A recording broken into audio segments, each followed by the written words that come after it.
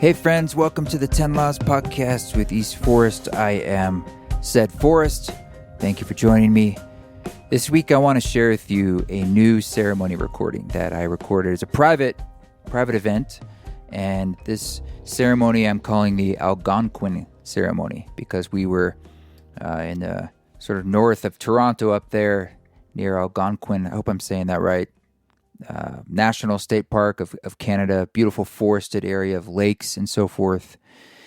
And, you know, these ceremonies are always improvised, and so some interesting music can come out. And I get to share this over on the Patreon. That's largely where I do share these, but I'm going to give you a preview of it here. This song, this single preview, whatever, is called Overtone Delights. And we shared that on the Patreon too, but on September 9th, you can hear the whole recording. So here on the podcast today, I'm going to walk you through a bit of it as a guided meditation and then let it play out. And if you'd like to hear the entirety of this particular track, that's over on the council on Patreon. And on September 9th, if you want to join for free or a trial or sign up and then leave or whatever, you can see if it's right for you. I'm pretty sure you can download these tracks too. They're high resolution, and it's just more musical tools for you to use, like the Lovingly album, like the Music for Mushrooms album, like the In album. These are musical tools. In addition to just music you can listen to, of course, anytime for any reason. But their full power can be unlocked, of course, for what they were designed for, which was guiding psilocybin journeys, because that's their main inspiration and designated design. That being said, the obvious disclaimer, I'm not saying you should be doing psilocybin. That's a personal decision. You got to know if that's right for you and safe for you. But for that kind of work, music, of course, is a powerful, powerful guide. Before we get into that, I want to let you know we just added a new live date to the tour at Spirit Rock. Do you know Spirit Rock? It's in Woodacre, Northern California. So on October 19th, I'm going to be playing a concert there that's going to have a lot of Ram Dass material because we want to feature and honor the work of Ram Dass and his connection to Spirit Rock and everyone else who's come from there, like Jack Cornfield. So, I'll be in Santa Monica and Ventura. I think the Santa Monica is either sold out or just about sold out on September 12th. But on September 14th, Ventura Music Hall. Very excited about that. So if you're anywhere in Southern California, I highly recommend getting a ticket to that one soon in case it sells out. Or shall we say when it sells out. Let's gather the tribe. That is Sunday, September 14th. And then Spirit Rocks in October, going over to Australia, which I'm very excited about for the Wanderlust event, and I think they're going to announce a couple other events. So can't wait to get back to Australia. And then in November, that's when the Northeast and the Midwest runs are happening in Kingston, New York, DEC, Springfield, Mass, Brooklyn, Boston, Columbus, Minneapolis, Madison, Milwaukee, and Chicago. Can't wait to play Chicago for the first time. Yeah, I mean, actually, I technically played Chicago. I told this before in a shopping mall as part of this little yoga festival. But I'm going to say it's my first time because it's the first time I'm playing my show and doing it. So I can't wait to see you there. And thank you so much for spreading the word and getting a ticket. The links for this are in the show notes for the council on Patreon if you want to check that out. And these recordings, we have many other recordings there. It's where I share all that kind of stuff.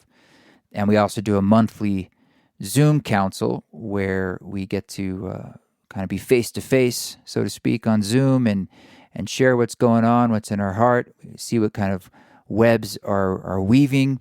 And then I do a live guided meditation that's sort of riffing off of being inspired by what's alive in the moment with us. And it's always so powerful for me just to feel the nourishment of community. So our next council will be on September 28th. If that's something you'd like to join, just go over to patreon.com/eastforest and you can check that out. As far as new music, one more thing. We are releasing a new song that's a collaborative song this Friday, September 5th. And it's a cover of My Sweet Lord, one of my favorite songs by George Harrison.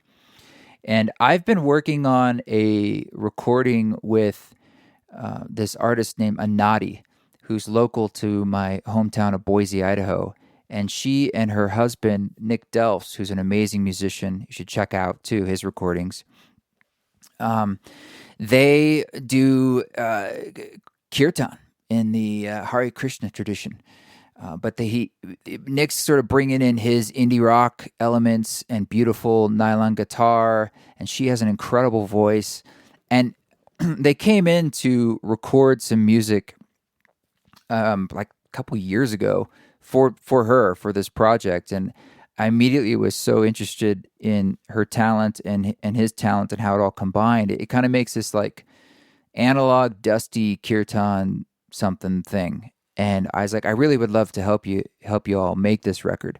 So I produced the whole record, and I recorded it and engineered it and mixed it for them. And probably next week or something, I'll do a podcast where we dive deeper into that and share more with you. But the first single is a cover of My Sweet Lord, and I sing on it as well. Nick's playing piano, and she's singing on it. So fun for me because I love getting covers out there. I love collaborating, and this one's super fun. So that comes out on September 5th, everywhere you listen to music digitally. And this is a new artist. This is her debut release, Anadi. So more to come on that, and I look forward to sharing it with you. I've been down in southern Utah working on my property down here, this backcountry off-grid property, and rehearsing, staying in the flow. I got one of those little cables so I can give you a direct line from my live rig into like a live on the phone. So I did do a little Instagram live where because when I'm rehearsing, sometimes there's these fun little moments that I stumble across. I'm kind of playing around, and I don't know, it's fun to be able to share that with you. So I think that's on the Instagram if you want to check it out. But it's been good to be down here. Sometimes I feel it's always like this tug and pull where it's overwhelming because if there's so much to do and the labor physically can be so intense and the atmosphere here is so intense. But it's also it's super nourishing because you're totally ensconced in nature. And because of the humbling of the environment here, that inherently makes you feel more human, more like earthbound human in a way that's good. Like it can sometimes make you less in your head because you're just focused on other things like the weather or, things that are not in my control. And when you don't feel like you're in control of everything, which sometimes, it's a perception I think we have in modern life, that we can control everything, or that's running in the background of our heads, or we can, if you need something, you call this number, or this person will help you out, or you buy this thing to replace that thing. That's not always or usually an option here. And so it takes a lot more preparation, but there's a groundedness to, just being dirty and getting your hands in the dirt and my feet in the dirt. And because I'm having to dig holes and trenches and fix fences and work on water lines and that kind of stuff. But I had some big milestones this time. So I've been working on a septic system that we got the inspection on that passed. So that's a big deal.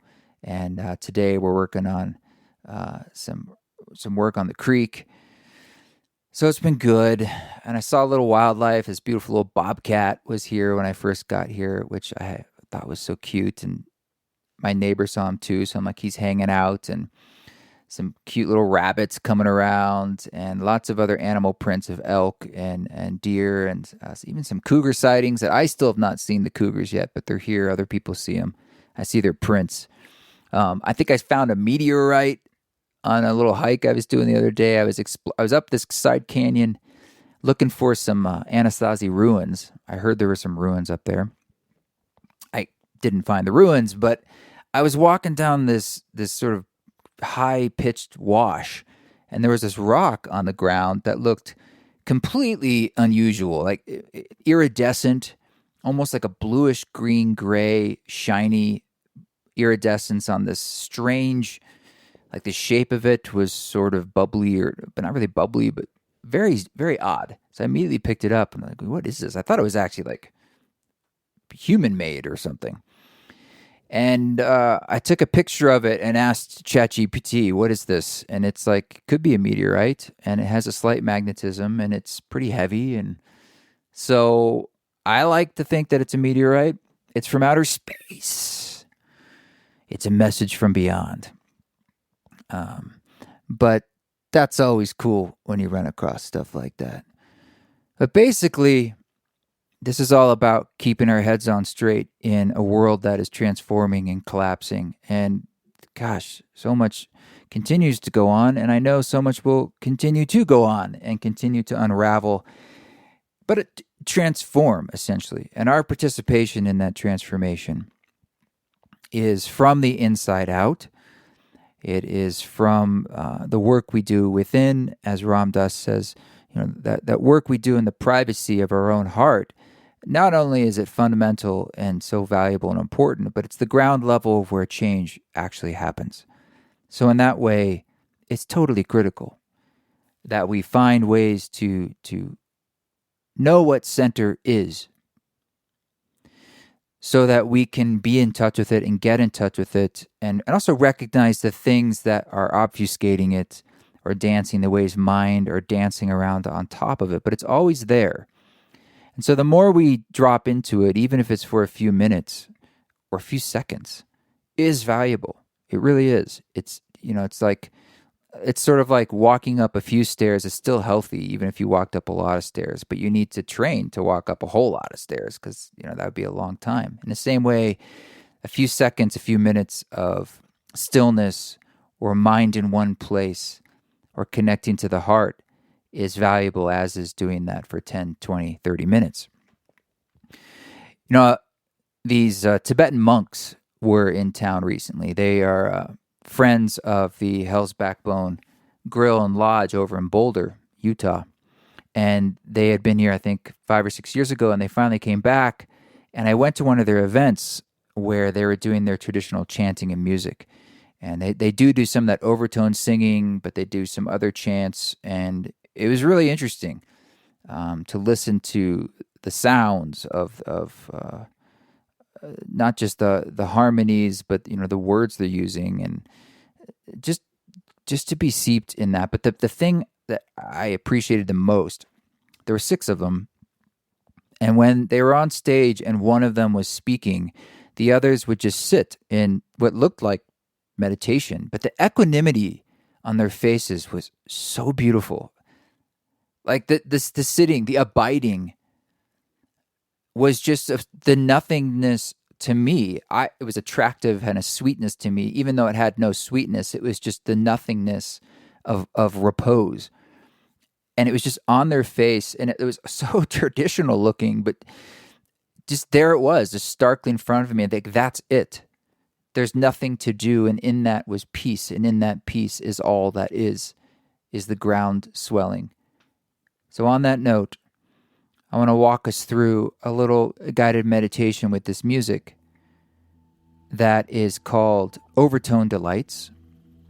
Again, this is a recording from the forthcoming full ceremony recording, several hours, the Algonquin ceremony on Patreon. But for now, if you're not driving, let's find a way to get comfortable and to relax. So we're just going to listen for a few minutes and drop into all that is within. Just taking some deep breaths in and out. And as you do that, listening to the tones that you hear. No judgment, no need to figure anything out. Just listening and noticing with curiosity.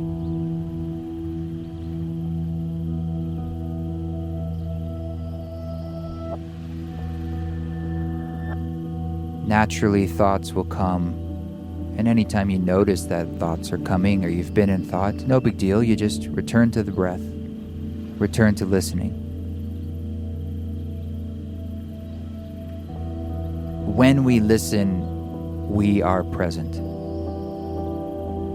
Music is a wonderful tool because it naturally, inherently gives us something to focus on and brings us right into the present moment now.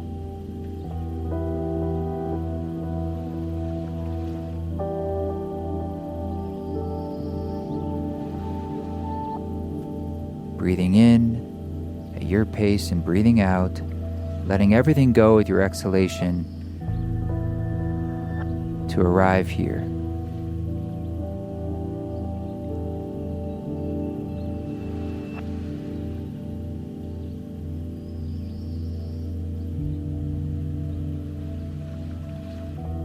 There we go.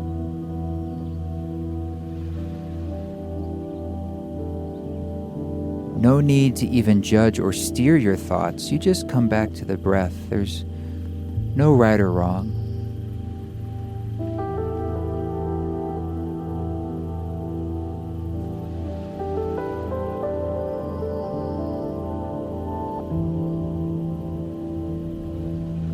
We're just listening. We're receiving.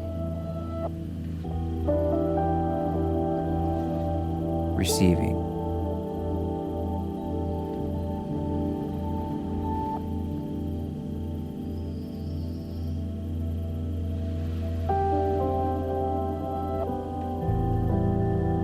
Recognizing the all that is that we feel is us. We are connected in this web.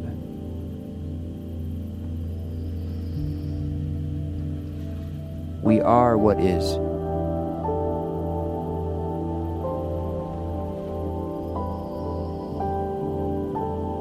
And your presence is everything. Just feeling this moment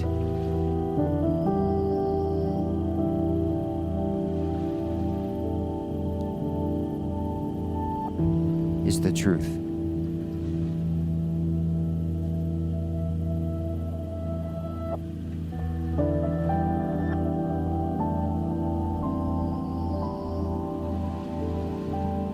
You are truth.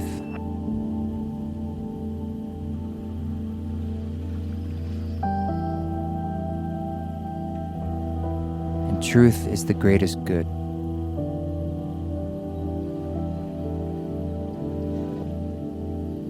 And love is the highest truth.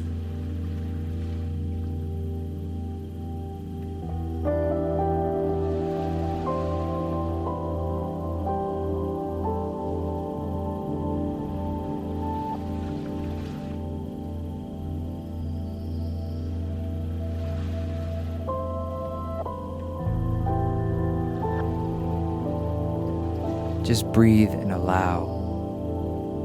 No wrong way to listen. Just fall into it.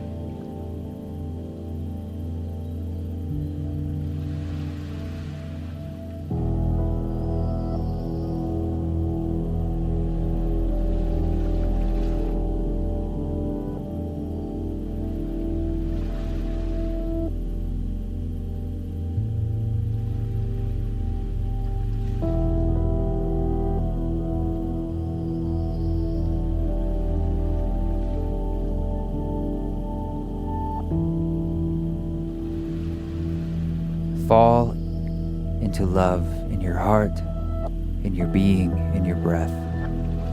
With your exhalations, you release into the truth of being.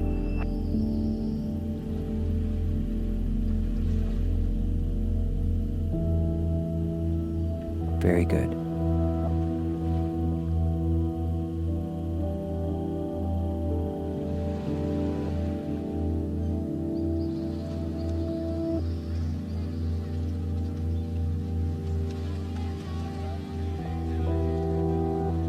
Love is the highest truth.